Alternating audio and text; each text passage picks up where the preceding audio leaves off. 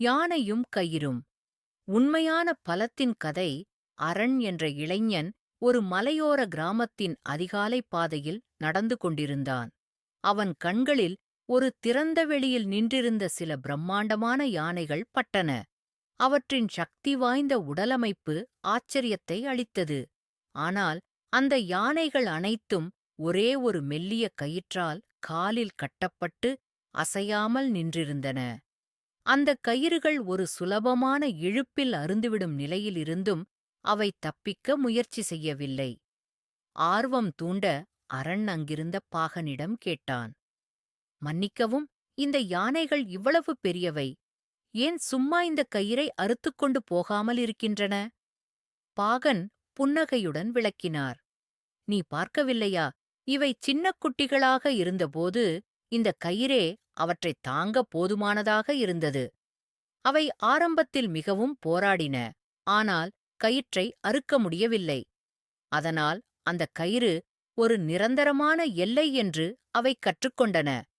அவர் தன் பார்வையை யானைகள் மீது செலுத்தினார். காலப்போக்கில் தங்களால் தப்பிக்க முடியாது என்று அவை மனதளவில் நம்பிவிட்டன. அதனால் அவை இப்போதும் முயற்சி செய்வதில்லை. இப்போது இந்த கயிற்றை சுலபமாக அறுத்துக்கொண்டு செல்ல முடியுமென்றாலும் கூட. சுயபரிசோதனை. இந்த உண்மையை உணர்ந்த அரண் அந்த யானைகளைப் பார்த்தான். நாமும் பலர் அப்படித்தான் வாழ்கிறோம் என்று அவன் மனதில் புரிந்தது.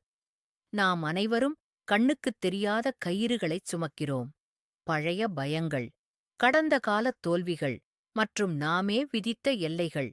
இவற்றைக் கடக்கும் பலம் நமக்கு வந்த பின்னரும் அந்த பழைய நினைவுகளாலேயே நாம் கட்டுண்டு கிடக்கிறோம். ஆனால் உண்மை இதுதான். அந்த கயிறு ஒருபோதும் உங்களை விட வலிமையானது அல்ல. அது வலிமையானது என்று உங்கள் மனம்தான் உங்களை நம்ப வைக்கிறது. கட்டுகளை அறுங்கள். உங்கள் எல்லைகளுக்கு அப்பால் செல்லுங்கள். உங்களை நம்புங்கள். விழிப்புணர்வு. ஓர் யானை தன் முழு பலத்துடன் ஒரே இழுப்பில் கயிற்றை அறுத்து எறிந்துவிட்டு சுதந்திரமாக ஓடத் தொடங்குகிறது.